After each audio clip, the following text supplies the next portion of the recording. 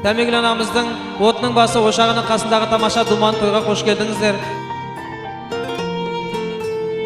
Балаларымыз бақытты болсын.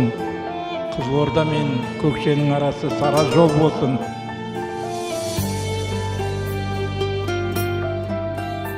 Оның жанында Нұрекеңдей азамат өзінің қарындасын бүгін Аллаға шүкір ұясынан қиясына қондырып, ағайын туыстың басын біріктіріп, ел мен жұрттың батасын алайын деп жатыр. Жарыққа ұмтылған, жадырап құлпырған, осынау өлкенің бөледің, өмірдің заңы бұл, көнесің бәрібір, ел жүріп тұрса да жүрегің.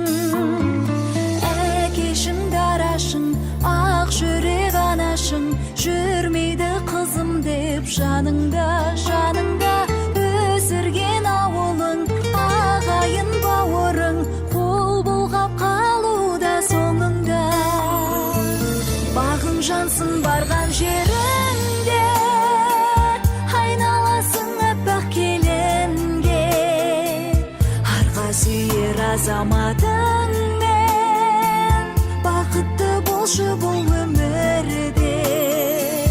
Бағың жансын барған жеріңде, айналасың аппақ келінге, арға сүйер азаматыңмен, бақытты болшы бұл өмірде.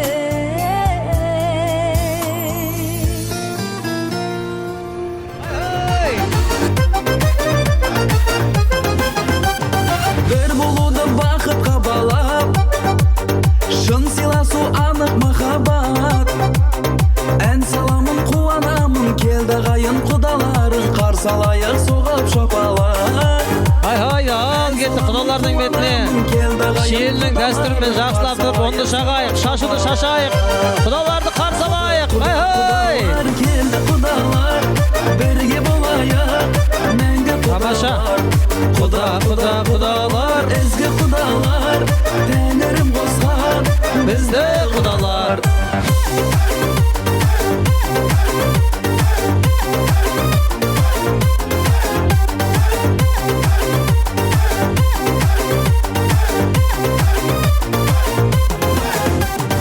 Ұл қыз бағып жарқырап еді, той думаным халқыма көрік.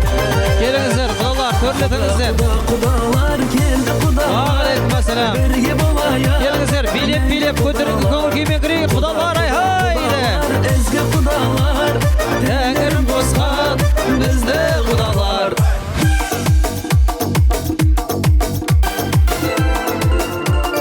Ал келіңіздер, өзіміздің ағайындар қайда, бірге құдалармен бірге кірейік, жақсылап тұрып бір билеп алайық, аяқ жазып таныстық би болсын.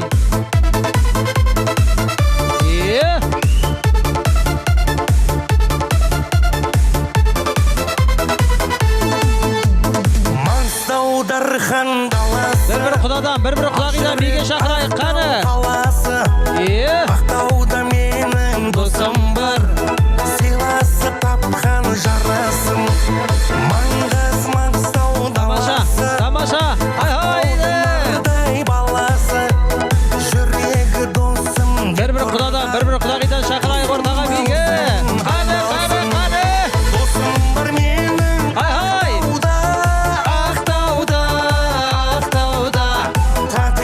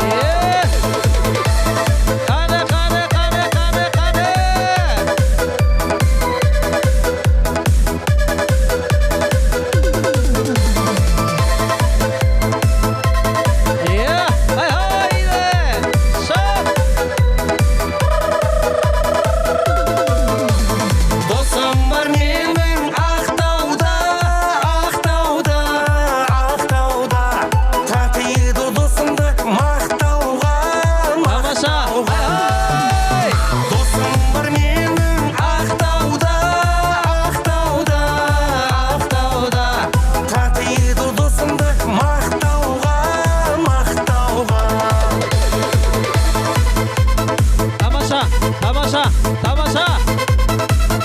Ой, рахмет. Ал, қош келдіңіздер, қадірлі құрметті құдалар.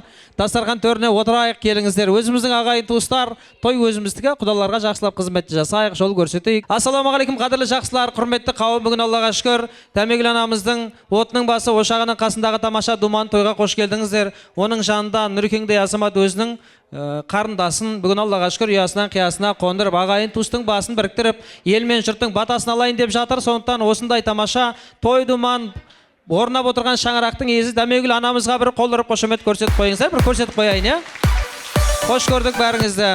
Осы Дәмегүл анамыздың, созса, қол жетпейтін жерге қолын жеткізіп жүрген, бармайтын жерге бардырып, алмайтын жерде алдырып жүрген Нұрекеңге бір қол ұрып қошемет көрсетіп қойыңыздар. Жанындағы тіреуі десе қатесі жоқ. Енді қадірлі ағайын, құрметті құдалар, қош келдіңіздер. Жаңа ағамыз басынан бастап өзі кіріспесін айтып жатыр ғой. Бүгінде той қуаныш болып жатқан, елдің Астана қаласынан той болып жатқанменен сірелі, жірелі, соның ішінде шежірелі шиелінің азамат-азаматшалары сол шаңырақта үлкен әулетте қыпшақтардың, оның ішінде Алтыбастардың шаңырағындағы болып жатқан той құтты болсын деп бір қолдары қошемет көрсетіп қойыңыздар. Және осы Алтыбастардың шаңырағында той болса да Аллаға шүкір сол тойды өзіміздікіндей көріп, жиеннің тойы, біздің тойымыз деп келіп атырған абыздарға да бір қол ұрып қошемет көрсетіп қойсаңыздар жарасады. Қош келдіңіздер дейміз. Енді қадірлі құрметті құдалар, базарда мың кісі бар, сүйгеніңе сәлем бересің дейді. Жақсылап тұрып бірінші әуелгі таныстыруды бастап алғанда жөн көріп тұрмыз. Енді екі жаққа да, мен бір деймін, қалайсыздар, амансыздар ма? Екі жаққа да бір деймін, сондықтан екі ортаға келіп, араға үлкен алтын көпір түсіп жатыр екен, сол алтын көпірдің нығаюына әдемі үлес қосайын деп тұрмыз енді, Құдай қаласа. Енді рұқсат болса, Дәмегүл апайымыз таныстырдық, Нұрекеңді таныстырдық. Енді Нұреке келген, осы тойға келген өзіміздің ауылдағы ағайын туысты, бауырларды таныстыруды өзіңіз болса, өзіңіз болмаса үлкен ағаларым жақсылап жолымен жөнімен таныстырадым болса. Ал, құрметті құдалар, қош келдіңіздер бүгінгі тойымызға. Таныстыра кетейік, әулетіміздің ең үлкен апам, менің әкемнің қарындасы Биммәри апамыз. Одан кейінгі апам Нағима. Нағимадан кейінгі Зағипа деген апам. Зағипа апамның жолдасы Берік. Бұл оңтүстік Қазақстан, Шымкент, Сарыағаш. Одан кейінгі анау қарындасым Айсәуле. Шелден келді бұлды. Менің жұбайым Жансая. Осы әулеттің, Дәмештің үлкен құдасы, өзіміздің құдамыз, Сейітқасым құдамыз.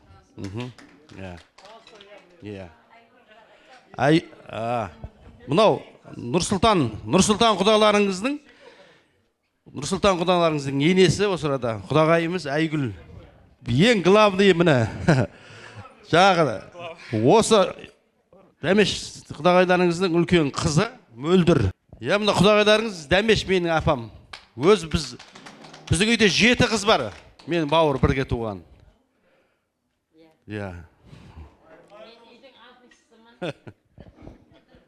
Менен кейінгенім.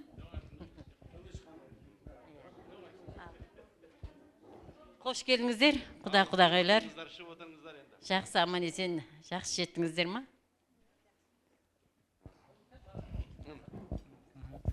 Рахмет, ел менен жұртты таныстырып берген Әуесхан ағамызға, Дәмегүл анамызға бір қол ұрып қошемет көрсетіп қойсаңыздар жарасады. Рахмет. Енді қадірлі құдалар, құрметті қауым, өздеріңізге қарай микрофон ұсынайын деп тұрмын. Өздеріңіздің келген көшті, өздеріңіздің елді әдемілеп таныстырып берейік бізге. Енді Жанат құда, енді өздеріңіздің келген елді өзіңіз болмаса, үлкен төрдегі әкелер, ағалар таныстырып берсе болады. Атын атап, түрін түстеп, кім бар?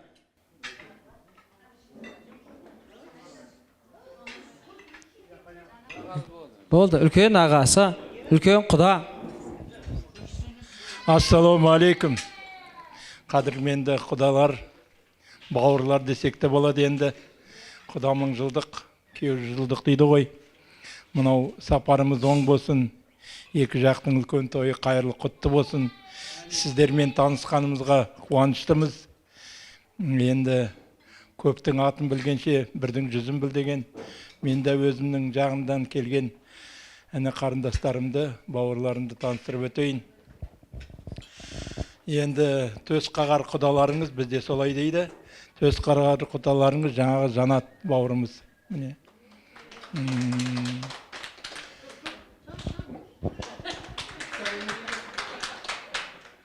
Негізі Жанаттың үлкен ағасы Қайрат отыр міне. Қасында жұбайы отыр. Раушан. Жанаттың апасы Айшолпан. Жездесі Жанат. Жанаттың бажасы ғой. Бажасы Айтымқан. Келіншегі Баян. Өз бөсінен тарайын. Үлкен қызымыз Жұлдыздың атасы Мұратбек. Келіншегі Расима. Өзімді ұмытып кете жазаппын ғой. Негізінде біз Жанат екеуміз немереміз. Екі ағайындының балаларымыз. Мен үлкеннің бала ағаның, Жанат кіші ағаның баласы. Осы шаңыраққа екінші үлкен болып отырмын. Бір үлкеніміз бар еді. Денсаулығының жағдайымен келе алмады. Менің қасымдағы отырған біздің ауылдың азаматшасы Гүлзейнеп. Осы жерде отыр інісі, құдамыз, екінші құдамыз Сәкен, келіншегі Майгүл. Қарындасы Елмира бар ма? Қарындасы Айгүл. Гүлмира. Енді қалып қойған мендегіңді. Ой, Дамирдің нағыз сестренкасы менің Айзадан бар. Ағасының баласы. Міне. Келіншегі. Бейбош. Қай жақта? Бейбош. Әнуар. Жұлдыз. Баяғыда бір кемпір айтыпты ғой, балаларым көп деп. Сосын аттарын айтшы деген кезде шатасып кетті. Сол сияқты құлындарым барымыз, Құдайға шүкір. Бәленше кісі шақыру, түгенше кісі шақыру келген кезде үстеліміздің жағдайын келтіріп жатырмыз ғой, бәленше үстел қыламыз деп. Сонда айтады. Қарақтарым дейді, шақырсаңдар дұрыс шақырыңдар, өзі қалмақтар өздеріңі үш табақ емессіңдер ме дейді. Сол сияқты бәріміздің де келгенімізге сапарымыз оң болсын, тойымыз қайырлы болсын. Көп сөйлей алмекшім. Әдемілеп таныстырып берген құданың үлкеніне бір қол ұрып қошемет көрсетіп қойыңыздар. Қадірлі құдалар, бар екенсіздер, нар екенсіздер, осы елге арнайы сапарымен, арнайы мақсатпен қош келіп қалдыңыздар. Мақсат мұраттарыңыздың барлығы оңынан орындала берсін деп тілейміз. Қадірлі ағайын, құрметті жақсылар, енді дастарханымыз ашық. Бисмилля деп алдарыңыздағы аспенен, дәмнен, қалаған сусындардан алып ішіп отырыңыздар. Әдемі той бастар әні болсын, астарыңыз дәмді болсын, дәмнен ауыз тиіңіздер. Жол жүрем бүгін, тағы да бүгін жол жүрем, ел жаққа барам, жүрегім елдеп елжірем. Ауылдың суы, ауылдың нуы аңсатты, күйбең тірліктің дүрбең жолдары шаршатты.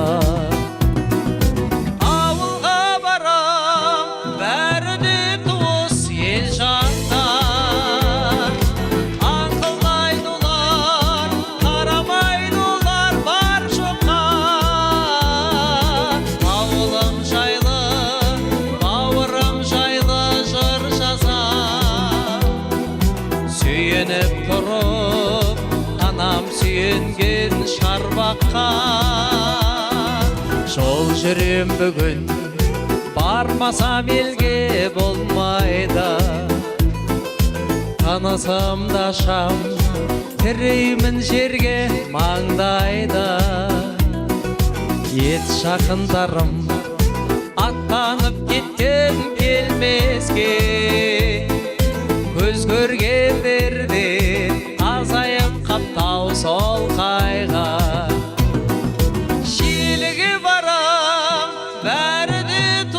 Ел Көкшетау жайлы құдалар жайлы жыр жазар. Сүйеніп тұрып анам сүйенген шарбаққа. Ауылым жайлы бауырым жайлы жыр жазар. Сүйеніп тұрып анам сүйенген шарбаққа. Ауылға барам бәрі де туыс ел жақта. Аңқылдайдылар қарамайдылар бар жоққа. Ауылым жайлы бауырым жайлы жыр жазар. Сүйеніп тұрып анам сүйенген шарбаққа. Ауылым жайлы бауырым жайлы жыр жазар. Сүйеніп тұрып әкем сүйенген шарбаққа. Осы жерде Сейітқасым ағамызға, оның үстінде біздің нағашылардың үлкені Бимария апайымызға әдемі жылы лебіздің кезегін ұсынайын деп тұрмын. Сосын енді ары қарай оның ар жағында жалғастырамын деген ағайын туыстар болатын болса, бірге қосылып осы әулеттің үлкендері болып, елдің үлкендері болып, құдаларға қош келдің айтсаңыздар болады. Мархабат. Енді Сейітқасым аға мұш жаққа ма? Сейітқасым аға. Ал қош келдіңіздер, құрметті құдалар. Шырайлы, шиелі, шежірелі, шиел деп жатады. Біздің өзіміздің бар мақтанышымыз, шыққан жеріміз. Біреулер ұруын айтса, намыстанып атады, бөліндіңдер, бірдеңе деп. Ол әркімнің шыққан тегі мақтанатын жері ғой енді мысалға. Үш қыз, бір ұлы бар. Осы жерде жүр, үлкен қызы өлдіртір менің келінім. Менің 5-ші келінім қолымдағы. Ана түрім болжып тұрғанға ойлап қалмаңдар мені бір жап-жас екенде. 5 келін бар, 5 күйеу бала, бір қыз. 5 келін, 5 келін, бір қыз, бір күйеу бала бар. Ол да абыздан. Ол да абыздан. Енді ана қазақ қоғасын руымызды айтамыз ғой енді. Қош келдіңіздер дейміз енді. Шиел деген жер бір енді көргендеріңіз жоқ шығар енді. Жақын жер емес. Үлкен Қызылорда облысында 7 аудан бар. Ең жетекші аудан, ең мықты аудан, 42 социалистік еңбек ері, 5 ғасыр адамы шыққан жер. Ол республикада ондай аудан, ешқандай ондай тарих жоқ. 42 социалистік еңбек ері, 5 ғасыр адамы шыққан бір ауданнан. Ең соңғы 42-ші социалистік еңбек еріміз Асқар Жұмаділдаев деген туысқанымыз біздің осы әулетке жүда жақын математик, әлемді мойындатып отқан Асқар Жұмаділдаев деген еңбек ерім берді осы. Қош келдіңіздер дейміз енді. Ал өзі үлкен аудан, 90 мың халқы бар аудан, өте жақын орналасқан, ең алыс ауылы 25 километр. Ауылдағы анау кемпірлеріміз ауылдың таксиін мінбейді, индрайвер шақырады аудан орталығынан. Түнімен кафе, ресторан, өте жағдайы жақсы. Өте жақсы аудан, ауыл шаруашылығымен, мал шаруашылығымен, егін шаруашылығымен айналысатын аудан. Өзім сол ауыл шаруашылығы істегеннен кейін жалпы ақпарат беріп атқаным ғой енді. Дұрыс. Енді ілгерде осыдан бір 45 жылдай бұрын өзімнен үлкен апам Жамбылға тигенде, Жамбыл деген бізге 500 шақырым. 500 шақырым. Жоқ, мен тұрған жерден 500 шақырым. 500 шақырым деген Тараз ғой. Тараз. Жоқ, бізден кейін Түркістан, Түркістан кейін Шымкент, Шымкенттен кейін. Жоқ, қазір Тараз ғой. Тараз, Ана күлпаштығын көріп пеңіз, ана аяғында күйеу Тараз дейді ғой. Сондай-ақ, ана приколда. Сондай-ақ Тараз. Сонда айтқан екен, сонда сол осыда 45 жыл бұрын сол 500 километр жердің түбі бойынша есептелінген ғой. Сонда айтады екен жастары, Қызылорданың адамдары қызыл бола ма деп айтады екен. Сондай-ақ Көкшетау дегенде біз үшін ұзақ жер емес. Мен өз айына 2 рет келем осы Астанаға. 3 балам тұрады, құдағиым тұрады, бір үлкен ағам тұрады, 2 інім, 1 қарындасым тұрады. Бәштешті әулетіміз осы жақта тұрады біздің. Сондықтан Көкшетауда да жекжаттарымыз бар біздің. Енді не айтамыз? Аманшылық болсын. Дегенде кіріп келе жатқанда мен сүйсініп қалдым. Әйтпесе бір жерлерге барсам ше, осы районның өзінде бір жерге барсам, бір қатындардың басы сопақ па, бір түрлі болады өзі. Сондай өзі. Ана қазақта бас бір түрлі жағымсыз көрінеді да. Мына жерде қарасаң, бәрі осы өзіміздің ауылдың адамдары сияқты екен. Әбеке қазақта мақал бар ғой. Өсетін мал ендес келеді, түстес келеді деп. Сондай-ақ түстеріңіз жиі жылы қабылдап жатырмыз, Құда қаласа, талап оң болсын. Талап оң болсын. Балдар бақытты болсын. Анау кім еді күйеу баланың аты кім? Дамир. Анау Воспитательница екі бала бір қыз шығарып қойып. Дәмір. Иә, мейлі. Сұрап жатыр дейді. Бірінші баладан сұрапты, не боласың депті. Президент болам депті. Екінші баладан не боласың депті. Әкім болам депті. Үшінші қыз тұрғанға сен не боласың депті. Ана екі баланы ысырып орнының ортасына тұрып айтты. Мен осы екеуінің біреуіне тиіп аламау деп. Сондай.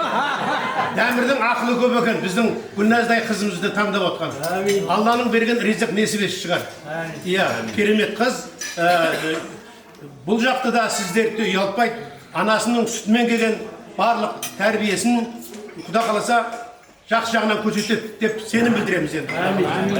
Иә, барлықтарыңыз, отбасыларыңыз аман болсын. Енді құдалық болғаннан кейін, бұрын негіз жаңа басында айтып кеттім ғой, біз әзір ретінде. Бұл құдалық ана мынау, ішіндегі ана балыс келіс, ана мынауды сенат шығармайды, депутаттар шығармайды. Бұны қатындар шығарады. Әбеке, байқайсыз ба? Сондықтан келісім шартта да сондай нәрсе болады. Сондықтан бөтен адам келмейді деп айтқым келіп отыр ғой менің, Қайреке. Құдалыққа бөтен адам келмейді. Иә, тонның ішкі бауындай, оның да жолы болады, біреу шалдың баласы болады, біреу құда болады, біреу қарындас болады дегенде, біреу үлкен әпке болады дегенде. Сондықтан қош келдіңіздер дейміз біздің елге. Енді той ортақ. Сондықтан енді келгенше қонақ ұялады, келгеннен кейін үй иесі ұялады дегенде. Сондықтан сіздер енді сіздерде басымдау, өйткені қыз алайын деп отырсыздар, адам алайын деп отырсыздар. Сондықтан әрбір отырысты жақсы мәнді, сәнді қып өткізуге атсалысып отыруға шақырамын мен. Дұрыс па әбеке менің айтып отқаным? Аманшылық болсын. Иә, ана бір екі кемпір отыр екен, біреу ұршы қиырып отыр екен де, біреу шашын тарап отыр екен. Ұршы қиырып отқан әйел айтыпты. Қызау, мен бұрынғыдай емес, ұмытшақ болдым, анау деп. Сонда анау шашын тарап отқан кемпір бұрырыпты ананың басында. Жынды болдың ба, әлден ұмытшақ болдың, не болды саған? Анау деп бір-екі минут айналғаннан кейін шашын тарап отқан кемпір сұрап отыр дейді анадан. Мен осы шашымды жуып тарап отырмын ба, жумай тарап отырмын. Сондай-ақ мен атымды айтпай кетіппін ғой. Атым Сейітқасым. Құдағиларыңыз бар. Ауылда немерелермен, мал-жанмен ауылда қалды. Мен өзім машинамен келдім. Иә, балдар. Жұрттың қатыны. Жұрттың қана үйінде қалады деп Ай, мынандай кейін жылы жаңа кемпіріңіздің, Мынандай болса мен дертім жүрем ағар. Мейлі аманшылық болсын, той құтты болсын.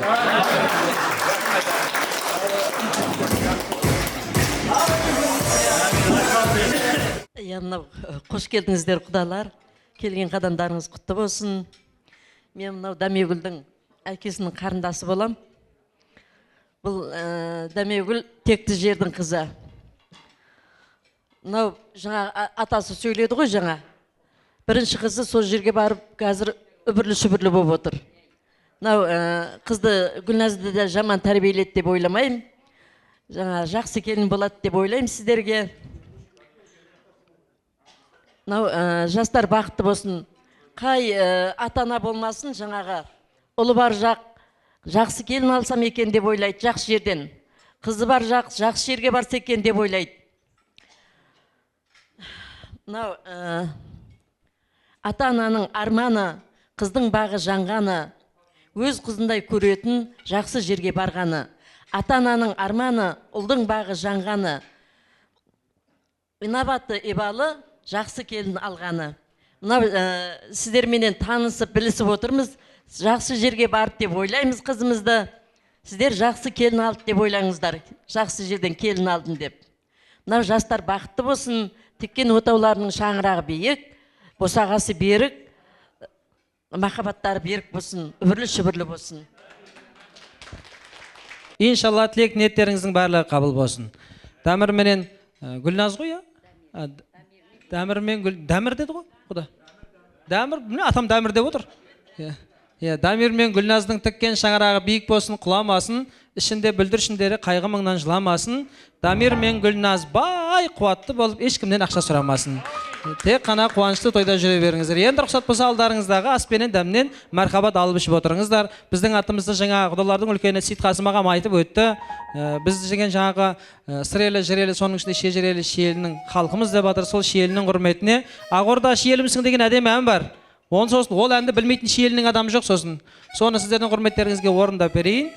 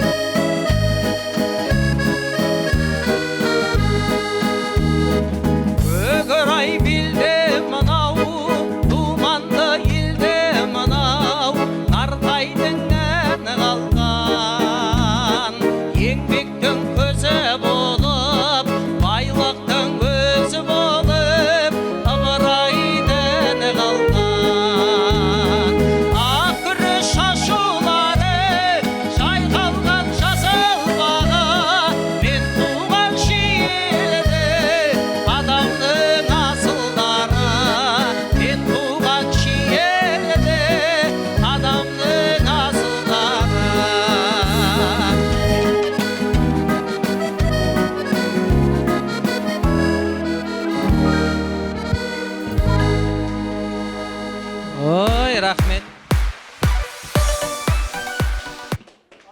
Келіңіздер, әдемі әнге, әдемі клип болып, вальс билеп жүрген ағаларыма көптен көп рахмет. Ет асы пісті дейді, қазаннан түсті дейді, оны жеген өте күшті дейді. Рұқсат болатын болса, дастарханның ортасын ашайық. Бүгінгі той қуаныштың әдемі сыбағалы аса, ет тағамын қарсылайық, қабыл алайық, қол соғайық. Сіздер үшін әдемі бүгінгі тойдың үлкен аса ет.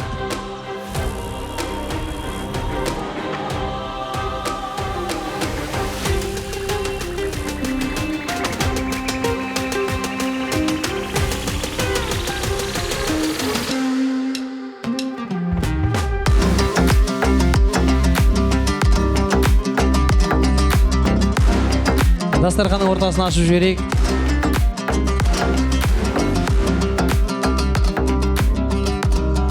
Ал, құдаларына асқан. Асын дәмді болсын, я.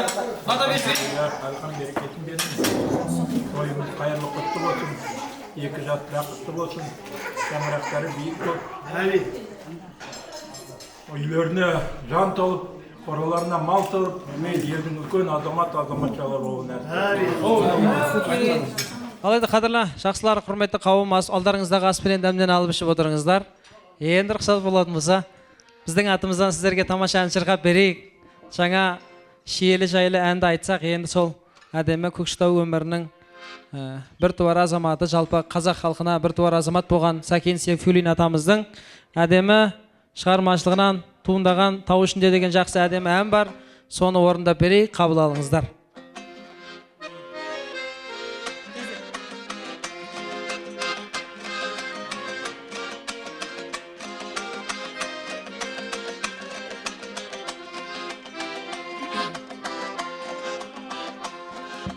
Мен келем тау ішінде түнделетіп, аймақты көңірентіп өлеңдетіп, астымда ақ бозатым сылаңғағып, шалтақтап қолақтарын елеңдетіп, Ақбосат менің тұлбарым, шалқыған көңіл сұңқарым, көкірек керіп жұттым мен ауаның жазға жұпарым. Ах-оу,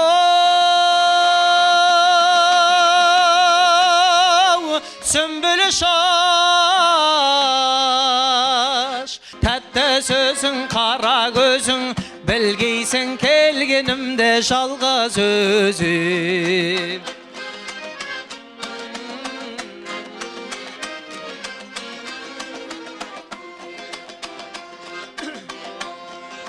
Ән салдым, есіп майда, баяулатып, ырғалтып, шалқып, толқып, жаяулатып, толқындай мың құбылған әнімді естіп, тыңдарсың кірпік қақпай ояу жатып. Ақбозатым қояндай, еркеле басар аяңдай, тербеді даусым ауаны, дамылдап қалғып баяулай.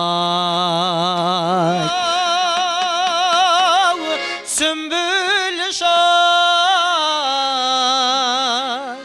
тәтті сөзің, қара көзің, білгейсің келгенімде жалғыз өзім. Тәтті сөзің, қара көзің, білгейсің келгенімде жалғыз өзім. Тәтті сөзің, қара көзің, білгейсің келгенімде жалғыз өзім.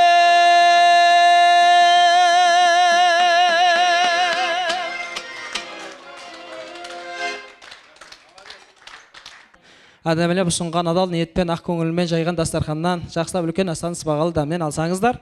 Енді рұқсат болса, мына әдемі тілекті әрі қарай жалғастырайын деп тұрмын. Өзіміздің елге бүгінде Аллаға шүкір Алтын көпірдің алғашқы жолымен алғашқы қадаммен келіп отқан жаңа құдалар, өздеріңізге жақсы бір жылы лебіздің кезегін ұсынайын. Келген елге ағайын туысқа бағана таныстырсаңыздар, енді 2 жастың қадамына осы елге жақсы жылы лебіз айтайық. Құдалар, не айтарымды білмей қалдым, кешіріңіздер. Жаңағы құдамыз Сейітқасым айтқан сияқты бағана барлығын таныстырып, өзімнің есімімді айтуды ұмытып кетпін. Есімім Аманбай. Мынау той қайырлы құтты болсын. Тағы да қуаныштымын сіздермен жүздескенімізге. Баяғыда бір кемпір айтты ғой, ел көрсеткен, жер көрсеткен, құлынымай деп, сол сияқты міне киелі Қызылорданың шиелінен мен де дәмдес болайық деп жатырмыз міне. Өте қуаныштымыз. Балалардың арқасында ғой бұның барлығы. Балаларымыз бақытты болсын. Қызылорда мен Көкшенің арасы сара жол болсын. Енді атам қазақ айтады, құда 1000 жылдық, күйеу 100 жылдық дейді. Сондықтан 1000 жылдық құда болайық. Бақытты өмір болсын. Келешегіміз жарқын болсын. Балаларымыз бақытты болсын. Шаңырағымыз биік болсын. Алла тағала сіздер мен біздердің қуаныштарымыз әрқашанда бірге болсын. Рахмет қылдыңдарыңдар. Әмин, айтқан тілеген тілектеріңіздің бәрі қабыл бола берсін.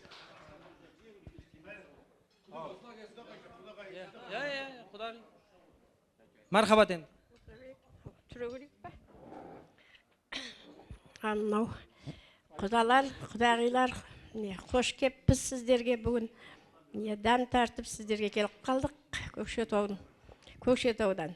Міне жаңада мына құдамыз таныстырды. Жақсы жерге келіпті біздің Дамир. Молодец. Құда 100 жылдық құда, күйеу 1000 жылдық деп. Осы 2 жас бақытты болсын. Тағы да бауырлары бар дейтін, барлығына сол жолын беріп, сіздерден біздерге келейін деп жатыр. Бізде де сол өзіңіз айтқандай сондай енелеріміз жоқ, бәріміз бірінен бір өтетін. Қыздарымыз, жігіттеріміз бәрі сондай оқыған, тоқыған, жақсы жерге келейін деп жатыр. Құдаларыңыз көріп отырсыздар, жанат деген сол. Тек қана бақытты болсын 2 жас. Бәрлеріңіз міне. Сол, мына кісінің жолдасымын, біз шалымыз молла елдің қадірлі бәқ. Қайсымыз қатыр кемпірі қатырып тұрма, өзі қатырып тұр. Сол, көп бәрлеріңізге рахмет. Осындай, мынандай той жасап, бізді қарсы алып атқандарыңызға. Осы бәрлеріміз бақытты болайық. Балалар бәрі, тек қана 2 балаға ақ жол. Сол, өздеріңізде келерсіздер, көрерсіздер біздің жақты да. Сол, тек қана бақыт тілеймін осы балаға. Бәрлеріңіз аман болыңыздар. Ойын қызықпенен аман есен тарауымызға. Тілектеспіз. Мен айтқандарыңыз келсін. Енді осы жерге Қайрат аға мен Раушан ханымды қоссам қалай қарайсыздар? 2 жас Дамир мен енді келін атын ұмытып қалған беремін. Жаңа нетіп отырмын ғой. Гүлназ, екеуі бақытты болсын. Дендері сау болып, үлкен шаңырақ болсын. Ал мынау жаңа айтып отырғаным, енді 2 жақ таныстық қой. Құдағи болдық. Содан айтатынымыз, енді не дейміз, 2 жас сол. Бақытты болып осылай, қалай айтып болады, қызық қуанышты осылай отыра берейік. Өзі көп сөйлей алмаймын, шын айтсаңыз.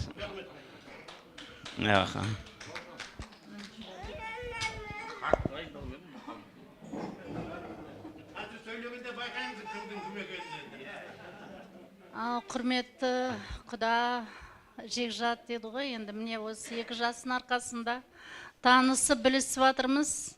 Дамир, Гүлназ екеуі міне бір-бірін табысып, сіздермен таныстырып отыр. 2 жас бақытты болсын, дендері сау болсын, аяулан атансын. Құда 1000 жылдық, күйеу бала 100 жылдық. Сол дендеріңіз сау болсын. Бауырымыз бүтін, туған туысқандар аман болсын. Еліміз аман, жұртымыз тыныш болсын.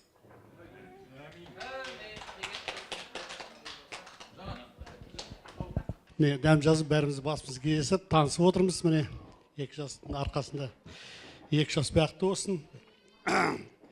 Құдағи, тойыңыз құтты болсын. Балаңыз Алласы барған жерге судай сынып тастай батсын. Біздің жақта еді, біз енді анау неге жаққа тұрамыз оның? Север жаққа қарай. Ортаңыз аралас. Қазақ салтын бәрін білеміз, жақсы білеміз. Бала кезімізден үйреткен әке-шешелеріміз. Сол сияқты біздің жақта келіңіз, қызыңыз жаман болмайды. Жақсы жерге келді. Мен өзім мақтап отырып қайын жұртым ғой. Сосын мақтап отырып. Мен өзі 44 жыл осы үйге күйеу боламын. Мен осы жерде жалғызбын. Сол. Сол ойын күлкі ғой. Құдалар, сіздерге рахмет. Мен осындай бәрімізді басымызды қосып, қарсы алып бізді нетіп жатсыздар. Рахмет. 2 жас бақытты болсын. Әрқашанда осындай ой күлкіде, ой қызықта 9 айдан кейін Алласы кездесетін болайық.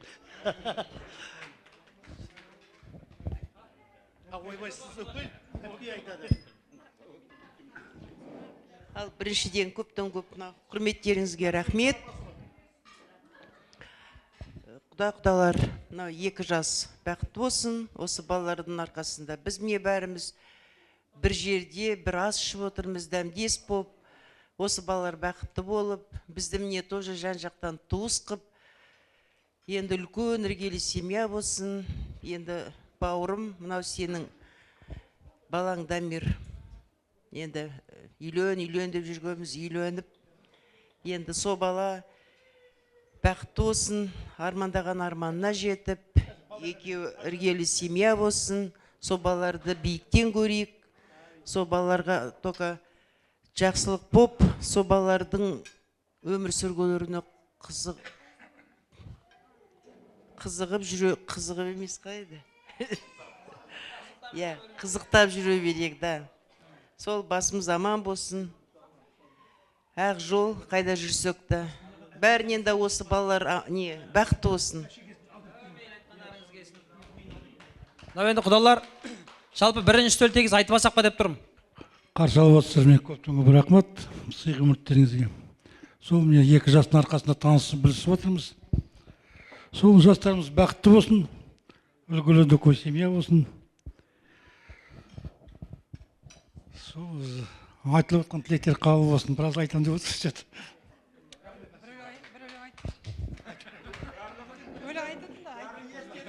Тек қызыққа ғана шабатын болайық 2 жаққа.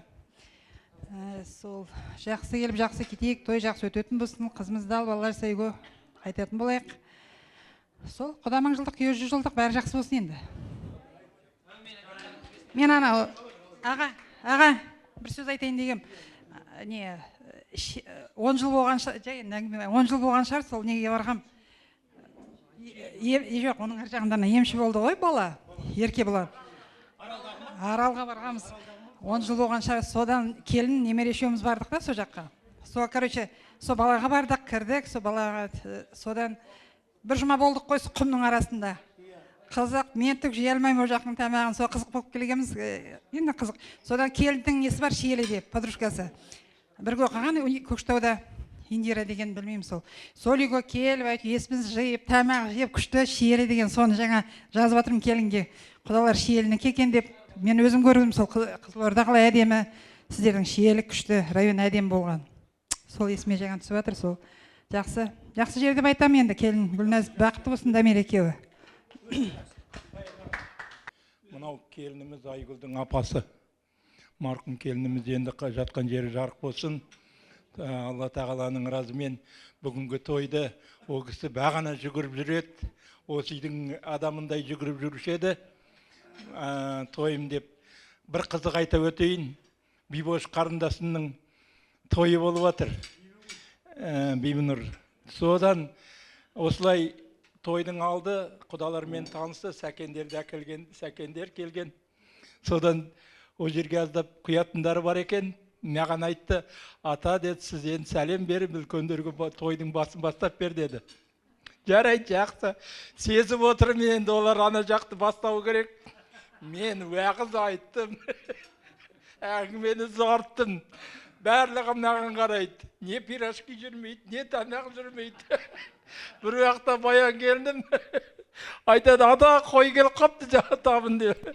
Сол сияқты келінім болса, бұл қуаныш одан да жақсы болар менді деп ойлаймын. Оның жатқан жері жарық топырағы торқа болсын. Сондықтан да әдейлеп таныстырайын деп, мына баян құдашамызды сіздерге не детейін дедім. Неке танысып атқанымыз өте қуаныштымыз.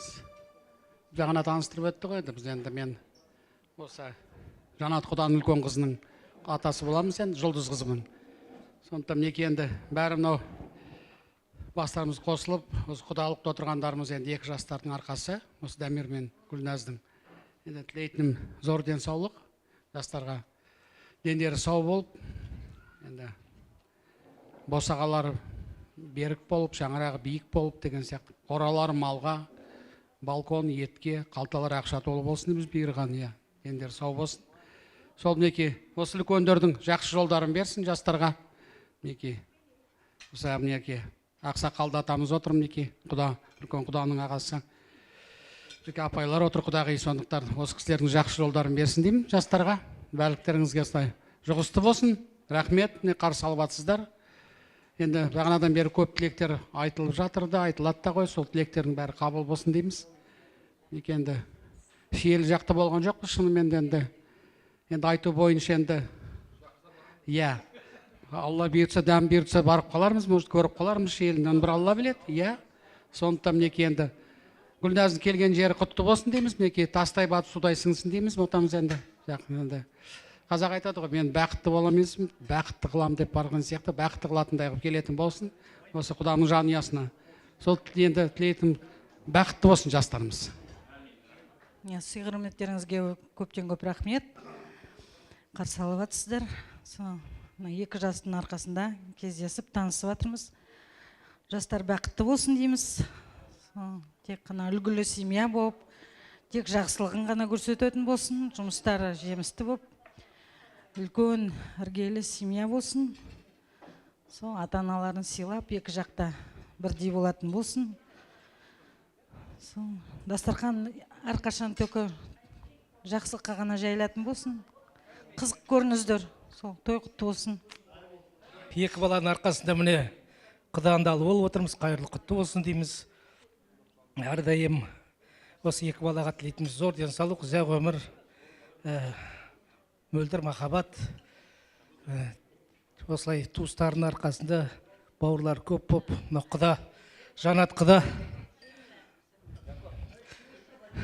Жанат құда саған құтты болсын келініміз. Ертең көп немере әкелетін болсын. Сол бұл Жанат құда екеміз бір ауылдан өзім ағам сияқты брат деп жүреміз. Сол сияқты осы тойдың бәрі жақсы өтетін болсын. Бүгінгі үлкен құдамыз не жерде отыр Қайрат.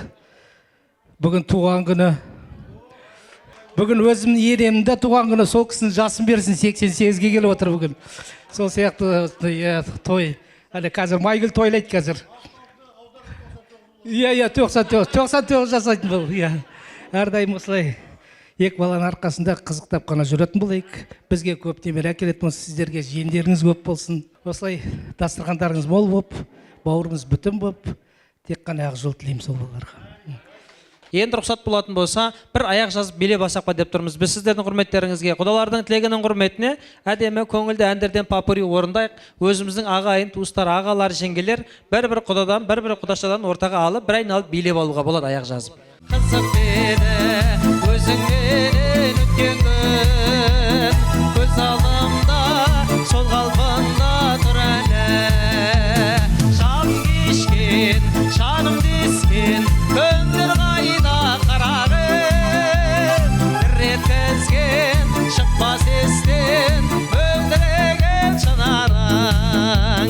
Жалын кешкен, жаным дескен, көңдір қайда қарағым, реткізген шықпас естен, мөлдіреген шынарың.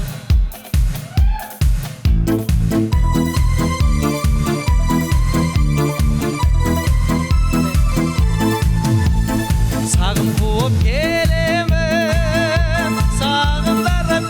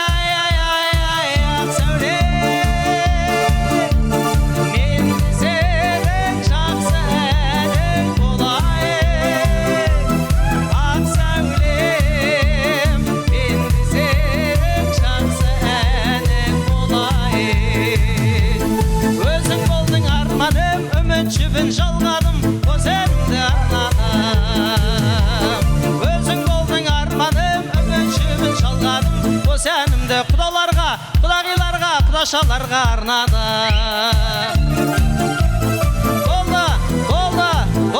Болды. Илай амин. Әлхамдулиллахи раббил ғаламин. Асымызға береке берсін. Аллам тағала, Құдаға тағала өзі қолдасын. Шаңырақтары биік болсын, берекелі мол болсын. Үй жанға тұзы малға толсын.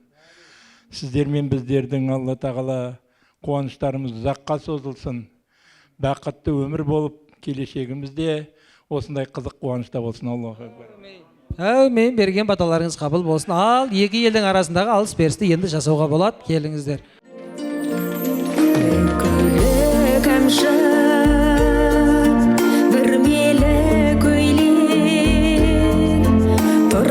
Не деген қошемет, не деген айғай-шу? Қимылсыз билеп, иықтан шашы төгіліп жерге, күмісті шашпақ жарасып белгем, иықтан шашы төгіліп Ал, қадірлі құдағилар, құдашалар, өздеріңізге микрофонды ұсынайын, өздеріңіз ниеттеніп, ақ тілектеріңізді жаудырып. Мынау бүгінгі күн бәріміз үшін ең ерекше күн. Ұлды ұяға, қызды қияға қондыру әр ата-ананың арманы, мақсаты дейміз. Екі елдің, екі жүректің, екі жастың бүгін тағдырлары тоғысқан күн. Бүгін біздің шаңырақтан ер жеткен ұлымыздың өмірлік серігін іздеп, сіздердің аялап өсірген сұлу да сымбатты, атына заты сай, Гүлназ деген гүлдей қыздарыңызға сырға тағуға келіп отырмыз. Біздің әулетіміздің, шаңырағымыздың шуағы болсын деп,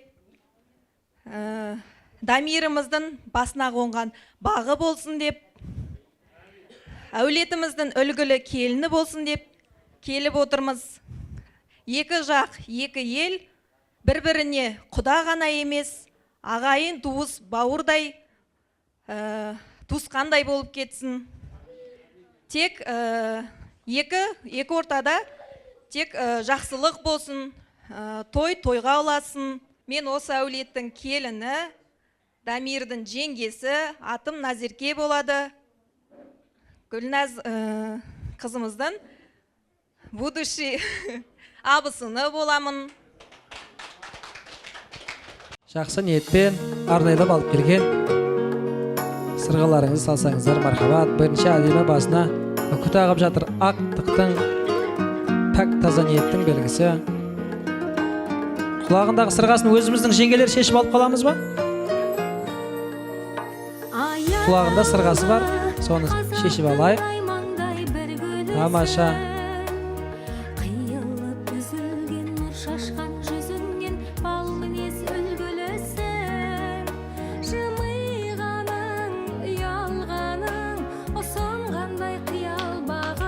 Қолдары қошемет көрсетіп айғайлап шулап қояйық. Жалқасындай тілегім сол, бақытты бол. Ару қыз арайлы таңбысың, жамалың ереткен жандышын. Ала бер халқын. Ой, тамаша! Аяулы аққаны тән құсын,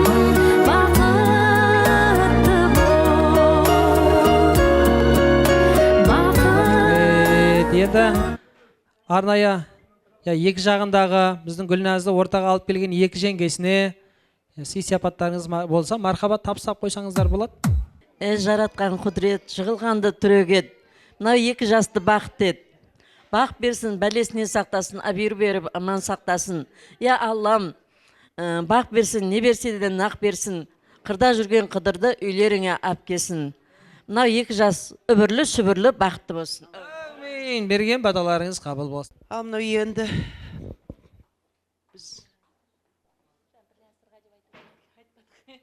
Жаңа балалар өздері кішкене қобалжып қалды да, жаңағы келіннің құлағына бриллиантовый деген сырға салдық. Ой, тамаша, бір қолдырып қошемет көрсетіп қойыңыздар.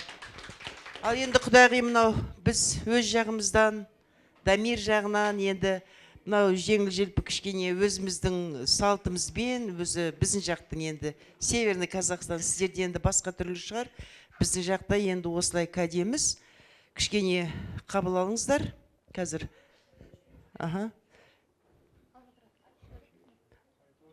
Құдағи, сіз өзіңіз. Арнайы. Мынау. Дәмегүл мамамызға. Сен өзің кигіз, Бибош, мен айтып отырайын. Құдағи, мына сізге бер қарай келіңіз. Сен өт аха, Бибош.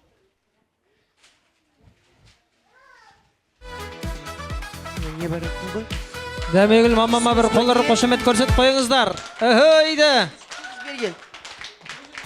Басыңызға орамал, сосын набор. Тамаша. Алтын набор, бриллиантымен. Вот, пожалуйста, қараңыздар. 57 грамм деп жатыр. Жақсы ба? Қызыққа ұстаңыз. Қызық қуанышқа жарай берсін. Так, сосын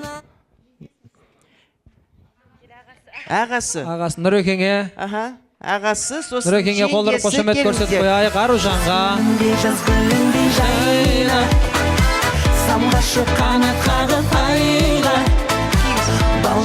Ой, әдемі жилет. Сосын нелер қайда?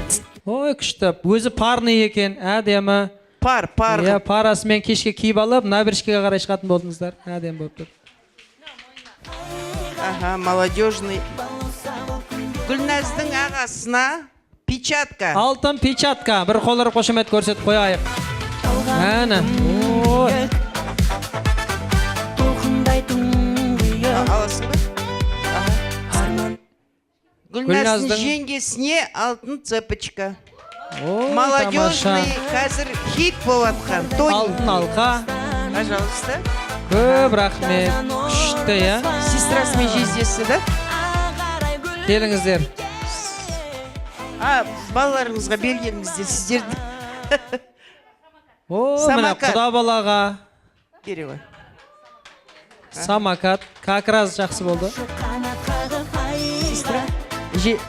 Енді апасымен жездесі.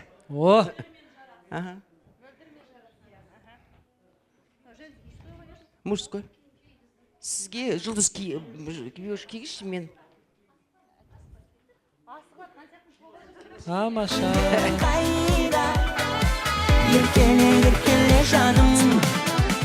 Белбеуі бар женский ауын бәсек. Ей, міне. Жакеңе бір қолдары қошемет көрсетіп қойыңыздар, я. Дамирдің бажасы. Парный сіздерге. Парный күшті. Қызыққа кейіңіздер. Так, еще мынау шарфик. Сіздердің цветі ашық екен, әдемі бапты. Видимо, любимый цвет, прям под цвет бапты. Күшті, әдемі шарф. Так, жездеге, Гүлназы жездесіне сағат. Пожалуйста. Қолыңыздан тосын. Өз жакеңдері бұлай сағат барған екі қолға салып жүретін болды. Апасына алтын жүзік. Красивый, модный тоже. Пожалуйста, қолыңыздан тосын.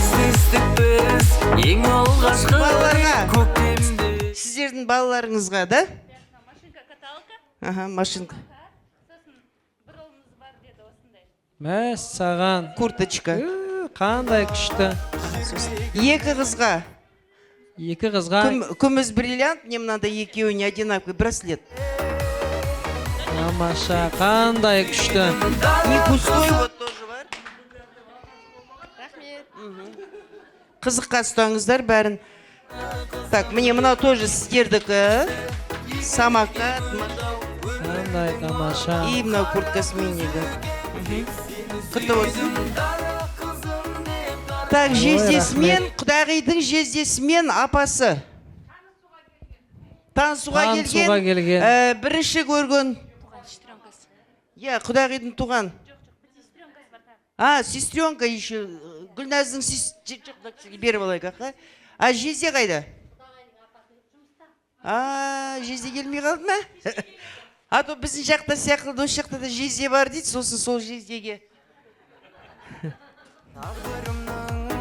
Мынау тамаша әдемі абайка тәтемізге. Сағынды сені, сағынды. Орамал. Тек қана сен. Сосын мынандай серебряный жүзік с большим камушком. Давайте қолыңызға кигізейік. Ой, қолыңыз сол. Сенің бағыңды, бағыңды. Тамаша! Тек сені сүйдім, қара қызым деп, қара қызым деп. Қандай күшті. Танысуға барғанның өзі күшті бізде. Келіңіз, жезденің шапанын беруге ұмытып кетіппіз ғой сізге. Келіңіз. Өмірдің мынау қара күзіге тек сені сүйдім. Арнайы жездемізге әдемі шағалы жылы шапан. Ой, әдемі. Нау деген октябрьдің кезінде таптырмайтын шапан болып тұр. Өмірдің мынау қара күзіге Гүлназның сестренкасы, сіңлісі. Да? Өзі. Үйде қалды. Үйге де бір адам керек деп қалдырып кеттік. Бриллианты мен колечко. Жүзік.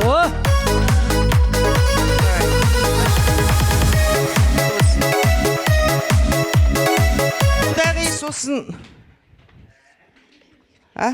Да, конечно. Орта қалта тұр, мен мынаны беріп олайын біріш. Арнайы. Орта қалта құдағи мен жаққа келіңіз. Күйеудің қоржыны. Мынандай бар ма сіздерде? Бізде осындай бар.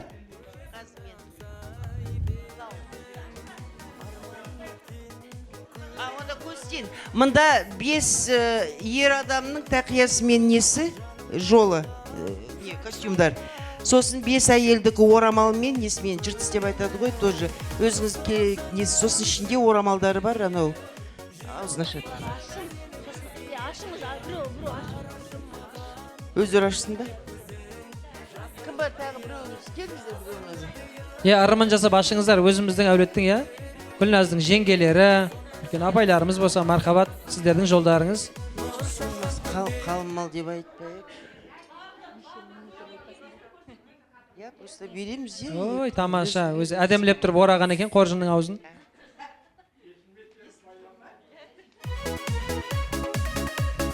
Әдемі, мына арқанды да кәм.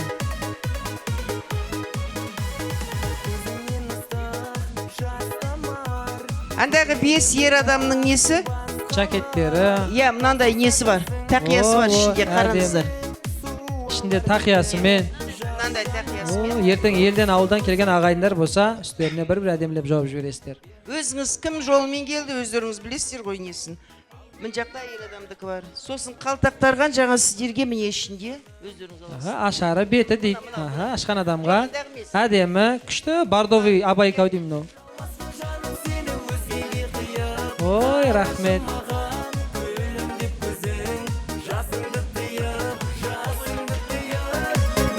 Күшті. Әдемі ақ жаулық орамал, ақ жаулықтарыңыз кірлемесін. Әйелге мынандай нелермен өзің жолымен бересіз. Қалдырып кетсеңіздер, өзіміз жайғастырамыз, құдай қаласа. Ой, рахмет. Міне апайларыма сразу под цвет таратып сабады. Давайте.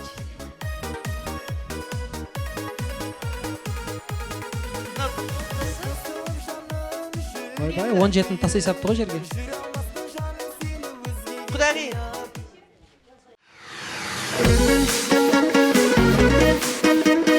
О, қандай тамаша әдемі ақ кілем, әдемілеп тұрып жаяйық. Еріңіз, Дәмегүл мама, ортасына кірейік. Жаңа үйге жаңа кілем. Ой, қоныс құтты болсын, қаны. Ойды, опа, жібер. Өйді. Жанып тұрған жұлдызым, құлпырған сен құндызсың. Қатар туған елдің келіні бұл сен біздің. Қандай тамаша. Рахмет, әні. Бесплатный аттракцион деп қойсын. Следующий деп қойсын. Күшті. Құдаларды біздің Дәмегүл мамам деген 35 килограмм ғой, шұрып атыр ғой құдалар. Мынау енді өзі кәдеңіз.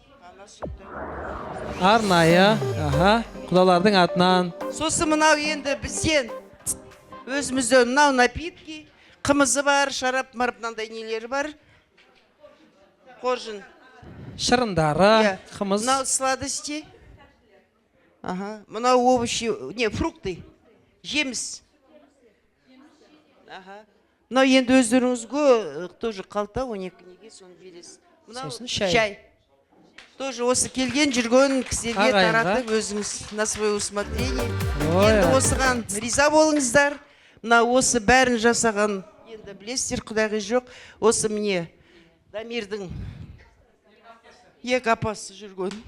Ой, рахмет, бір қолдары қошемет көрсетіп қойыңыздар.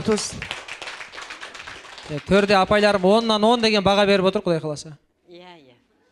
Рахмет барлықтарыңызға. Барлықтарыңыз үйде осындай үлкен қызықшылық бола берсін.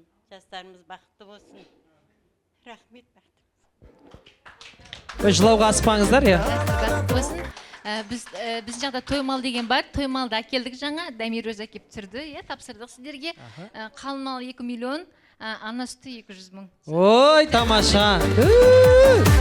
Андай күшті. Күшті. Ана сүті литр 1,5-мыңнан есептедік деп жатыр. Рахмет, Алла разы болсын. Қадірлі жақсылар, құрметті қауым. Енді рұқсат болатын болса, жаңа қыздарыңыздың сырғасына бата бердіңіздер ғой. Енді құдалардың алып келген әдемі қоржынына бата берейін деп тұрмыз. Апайлар, өзіміз бата берейік. 10-нан 10 деген баға ма? Дұрыс қой, Құдалар, қош келдіңіздер. Қадамдарыңызға нұры бітсін. Жастарымыз бақытты болсын. Біздің де енді сый-сияпатымыз табыстап жүрейік.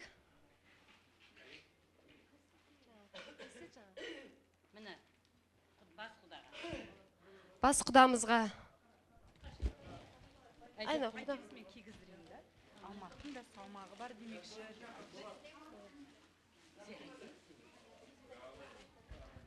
Құрметті құда-құдағилар, төрге шыққандарыңыз құтты болсын. 2 жасымыз бақытты болсын. Алмақтың да салмағы бар дейді. Мына бас құдамызға ортаға келсеңіз, музыка қосып не істеп отырсаңыз. Шапала! Ой, тамаша! Жанат құдаға қошемет қайда? Ой, де! Норка жағалы, құтты болсын. Норка жағалы.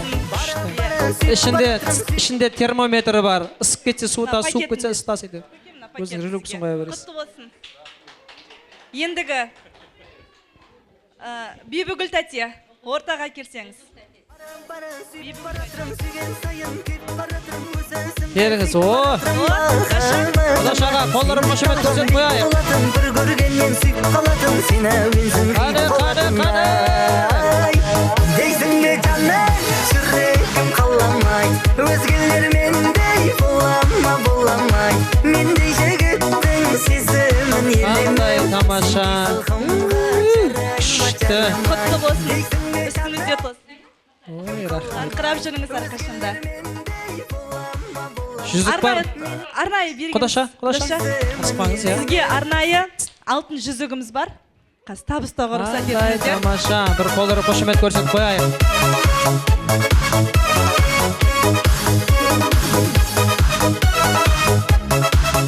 Барлығымыз қобалжып жатырық. Ой. Құдай қай сумпыға салып еңдер? Иә, табылды. Ой, тамаша. Ой, рахмет.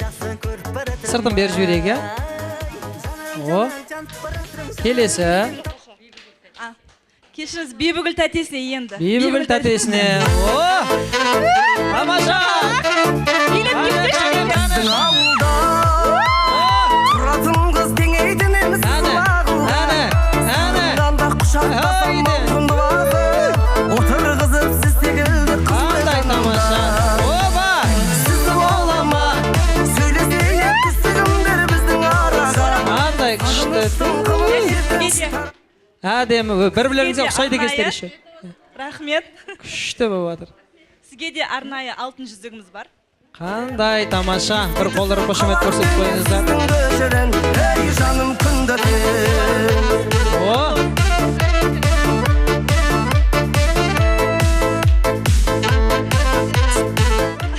Бұл кісі мен атын айта алмайды екем. Атамның аты осы кісімен бірдей. Ануар жездесі. Ануар жезде. Қайдасыз, келіңіз. Билеп келейік. Сізге арнап сақтап қойған Тамаша жезде. Біреу ластап кетсе қайтер едіңіз. Сіз олама,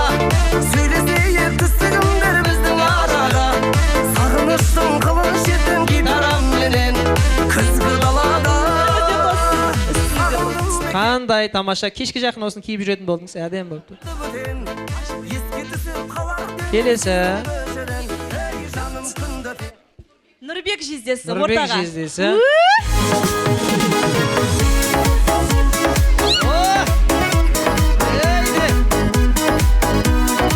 Билесеңші. Қандай тамаша. Мына жезелердің размерін қайдан алып алғансыздар, ровын шығып жатыр ғой. Таң бозынан гүл ұстап тұрамын ақ жейдемен. Қарындасы бар екен, күйеу баламыздың Айзада. Айзада Құдашаға. Өмірде ешкімді де сүймедім. Басқа жанға ойым жоқ, жаным саған үйленем. Сені алдым, құрар ұшып келсем, ата баба Ой, Сосын тамаша. арнайы орамы, жүзігіміз бар. Алтын жүзік бар Құдашаға. Бір қолдары қошемет көрсетіп қояйық.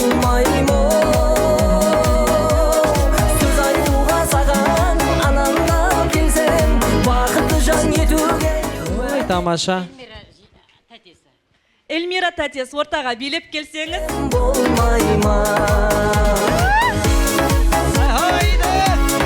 Тамаша, тамаша.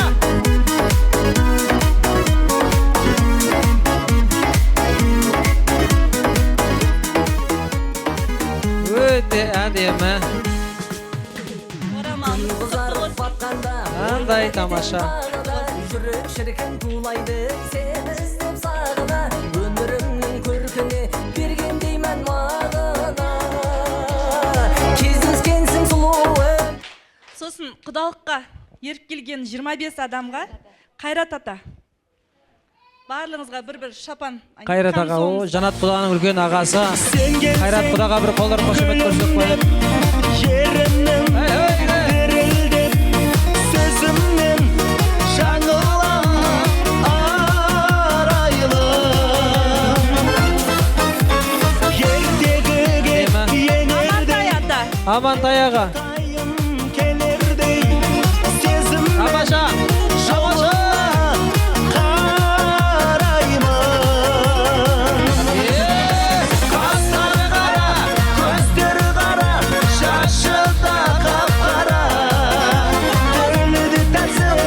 Рахмет, әдемі. Келесі. Мұратбек құда. Мұратбек аға, құдаге қайдасыз? Келіңіз.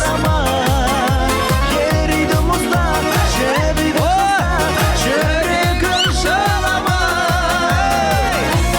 Әне!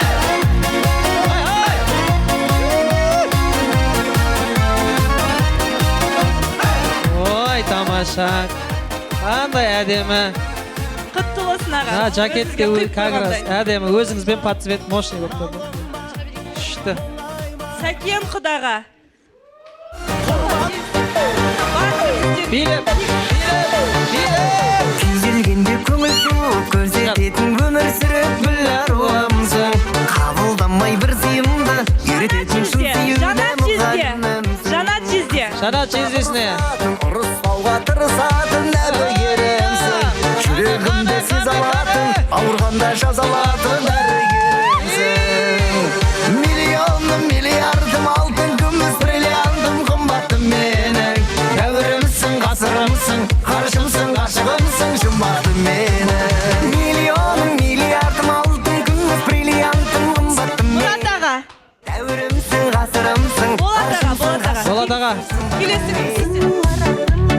Сен гитарист, қалмайсың. Болат аға, қайдасыз? Болат аға. Гүл аларсың, жүзік тағарсың, үйіңе барарсың. Сен гитарист, қалмайсың менің көңілімді. Айт Мұрат аға. Айт Мұрат аға. Дұрыс па? Айт Мұрат аға. Асықпа бірақ. Көрейін ойлана. Көрейін ойлана. Мен саған жоқ, жоқ, жоқ деймін. Асықпа бірақ. Аға, пакеті. Өзі киген Түркиядан болсын. Алмаз аға. Алмаз аға. Қане, қане, қане, қане, қане, қане.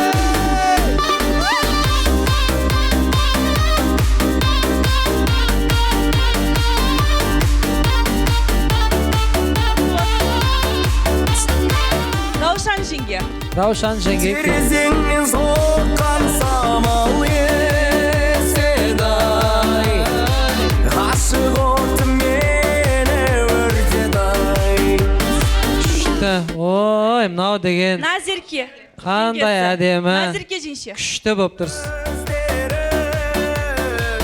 Назерке жеңгесіне.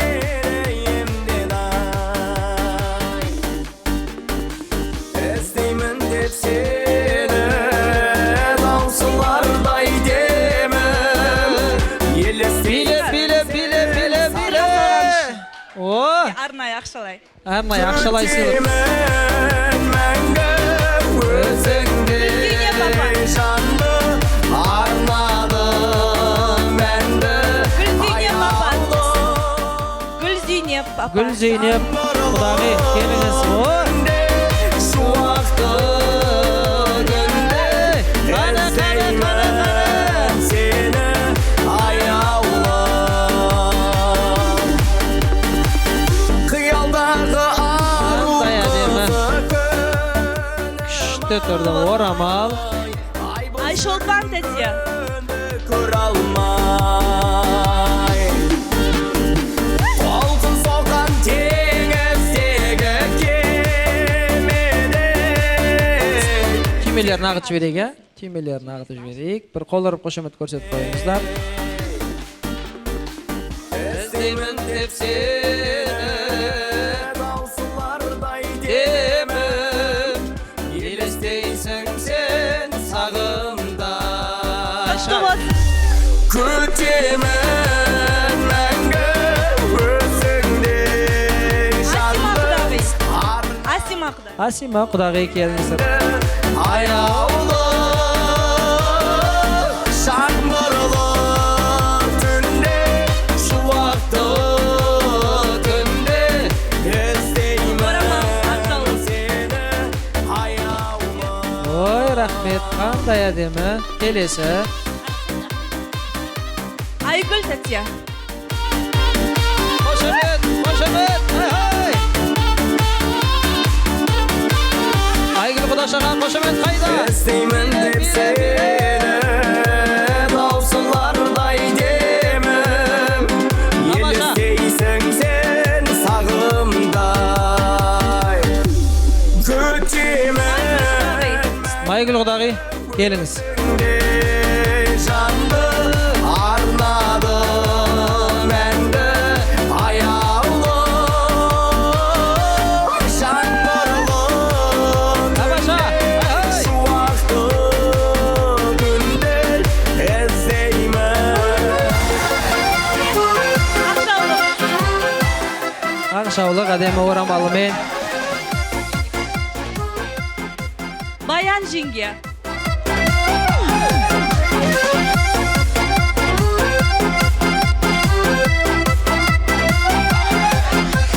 Жас жүректің айналған жұлдызына, әсем гүлдің тең едің қырмызына. Мың сұлудың ішінде Индира жеңшес. өзім түсті арғанның бір қызына. Баян жеңге. Өзіңе жетем екен, көңіліме ой салып кетем екен. Мен ұнатқан арғанның сұлу қызы, ешбір гүлге ұқсамас көркем екен. Мен ұнатқан арғанның сұлу қызы, ешбір гүлге ұқсамас. Дамир күйеу бала.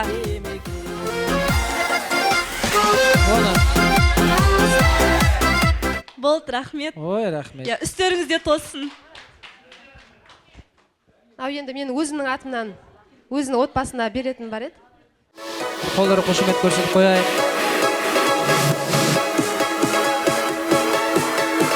Үстеріңізде тосын.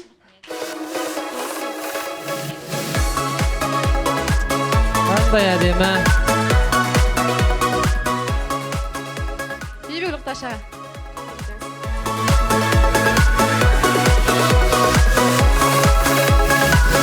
Жеді өмірім, көріп сені өзгерді.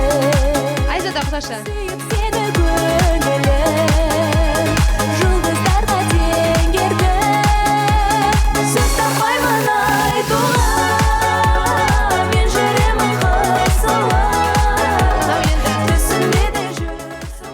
өзімнің сіңілімдікі. Өзі кейін көрер, не қап қойсайын. Мынау Дамир құда балама. Күйеу бала. Күйеу балама. Мен жүремін қысылып, түсімде де жүрсің ғой. Аппақ гүлдер, аппақ гүлдер, аппақ гүлдер осынау. Өзімнің атынан сыйлығым тосын, істеріңізде тосын. Құдалығымыз 1000 жылдық болсын, жастар бақытты болсын. Осы. Ой, рахмет. Енді осының барлығына құдағилардың үлкенінен бір бата алайық та жақсылап тұрып ортаға шығып билейге, рұқсат болса. Сосын ары қарай екінші тамақта дайын болатын шығар. Біздерді құттықтап жатсыздар, қолдарыңыздан келгендерін бәрін аямай беріп, бізді қуантып жатсыздар. Көптен көп рахмет. Осы тек қана осы балалар бақытты болса болды бізге. Көп рахмет сіздерге. Осы барлығы жақсылықтар алдарыңыздан шықсын. Тек қана осы балалар бақытты болсын. Басқа айтарымыз жоқ. Көптен көп рахмет сыйларыңызға.